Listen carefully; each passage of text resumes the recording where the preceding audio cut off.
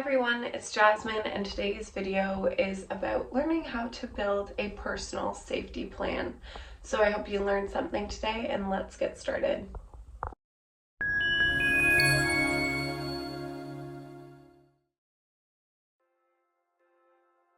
Now, what is a personal safety plan? A personal safety plan is a practical, individualized strategy to help keep you safe in situations where you may feel at risk. It includes identifying warning signs, planning safe responses, knowing who to contact, and preparing for emergencies.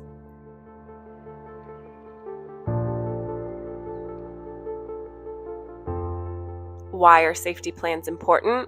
They help you act quickly in stressful situations. They reduce panic and uncertainty. They increase your sense of control.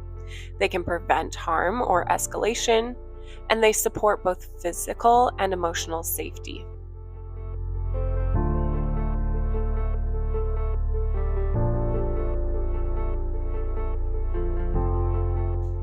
Knowing when to use your safety plan. It's important to identify early signs that a situation may be becoming unsafe. Examples of this may be changes in someone's behavior, maybe anger, aggression, etc. Feeling anxious, so getting a pit in your stomach, or maybe you feel tightness in your chest, maybe a little short of breath. You have to trust these uneasy feelings, and they might be pointing in the direction that something unsafe is about to happen. Escalating conflict or tension is another warning sign, and environmental risks. So, isolation, maybe you're in a room that doesn't have exits, maybe you're feeling a bit claustrophobic. Again, trusting your gut and listening to these warning signs.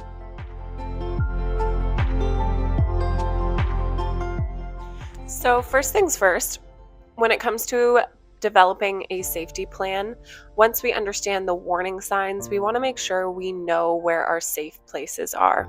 Safe places are places that you can go to if you need to leave somewhere quickly. So safe places, you might have one in mind, but the safe place might change depending where you are. Of course, if you are down in the city, your safe place might not be somewhere in Collingwood. You might have to pick somewhere a bit closer to the location that you're in, whether it's a park, a friend's place, a store that you feel comfortable in, whatever it may be, and just adapt to the environment that you're in, knowing where you would go if you needed to leave the situation that you are a part of. So again, consider a trusted friend or family member's home, public places, so cafes, hospitals, community centers, areas with easy exits and access to help. So again, a community center or hospital is a great one.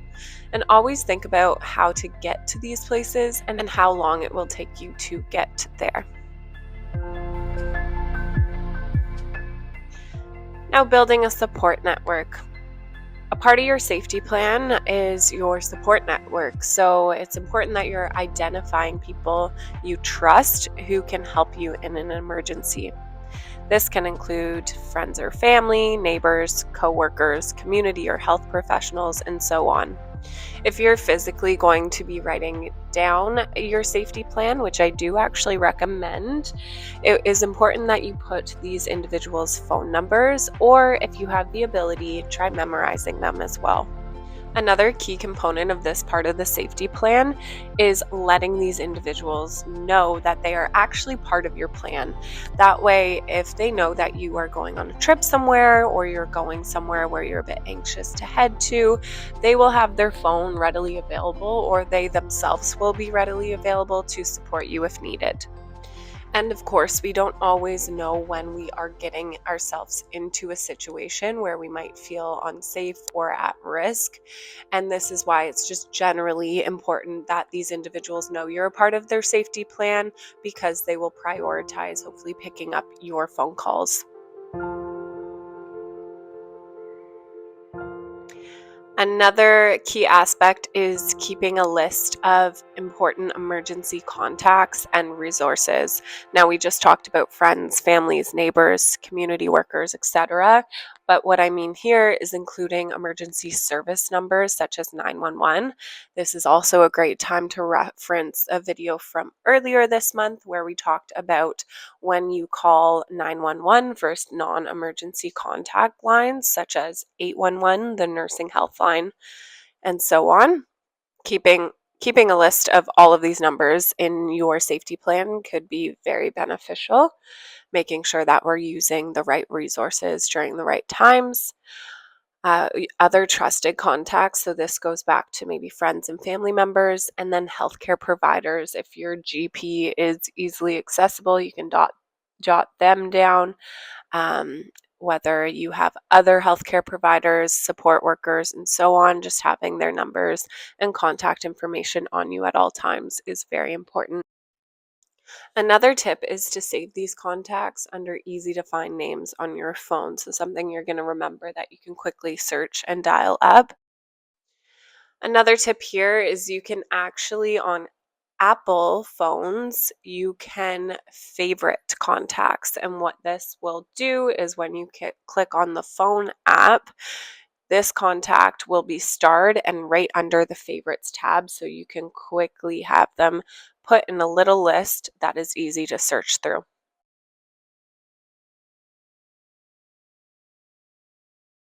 Now, preparing an emergency kit.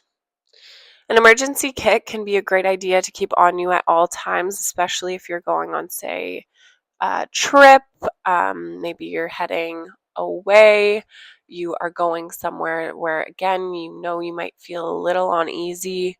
Another great one, if you do drive or your support worker drives, I really trust keeping a kit in your car, and I can speak to that after we list the general things you would want to have in an emergency kit. So generally, these emergency kits should include identification and important documents. So again, if you're going away, having your ID, your passport, whatever you might need. If you have a cell phone, bringing your phone and making sure you have a charger and the ability to charge it if needed. Any medications that you might be on. Cash or bank cards, so making sure you do have money on you if needed. I don't recommend keeping a ton of money in your emergency kit, just a little bit if you were needing to purchase anything and didn't have enough on you. And then keys and a change of clothes. The keys part comes in to importance when we think back to the support network that we identified. So if we know that one of our family members is our backup plan and they are who we would go to if we were in an emergency, if they agree and would like to provide you keys to their home, that can be a good option as well. So if they aren't home, you still have the ability to get away and get into their home if needed, into your safe space. A change of clothes is nice just because if you are in an urgent situation, you have to leave an environment, let's say a home, and you don't want to have to go back to this home to get clothing, just having one in your kit can be super helpful and make your exit a bit more comfortable and easy on you. Now, if we talk about car emergencies, what I mean by this is if you do drive or if you have someone in your family that drives you, having a little kit in your car, especially living in Ontario, I know we're coming out of the winters, but it can be very, very important. There are often, unfortunately, car accidents that we can get stuck behind in traffic. Your car may break down, whatever it might be, especially in colder weather. Having a kit that includes even a candle, a little thing of matches, and a blanket can go a long way. Even throwing in a granola bar or a snack and some water is a great idea as well. I know myself, I've been in traffic jams that have lasted even like 12 hours or so. And of course, you won't have your car on, or if your car is broken down, you don't have the ability to stay warm, especially if this is happening in the winter. So that's when the blanket and the candle come into play, and they truly can mean the difference in some scenarios between life and death. All right, so next is planning your exit strategy.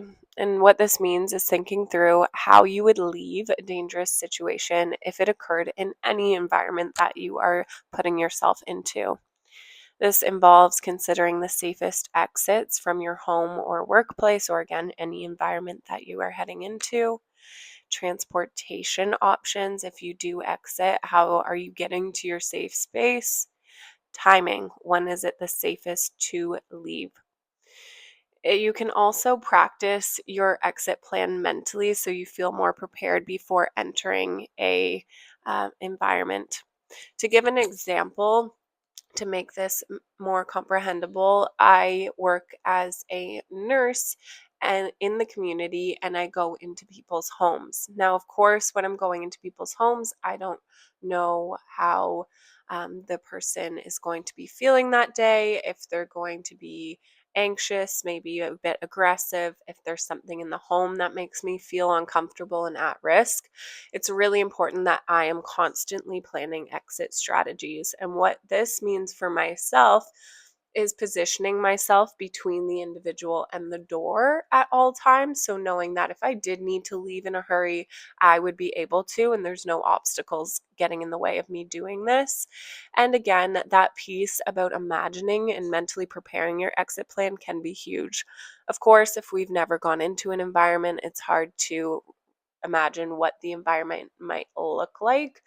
But just knowing that you have a plan if something were to escalate, that you have the ability to turn around and get yourself out of the situation can make you a lot more confident going into the situation in general.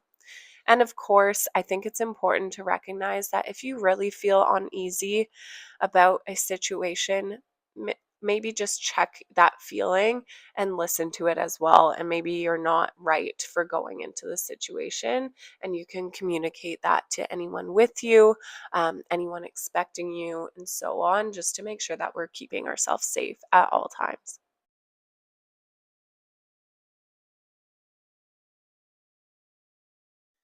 Overall, a personal safety plan helps you stay prepared, reduce uncertainty, and respond confidently in unsafe situations.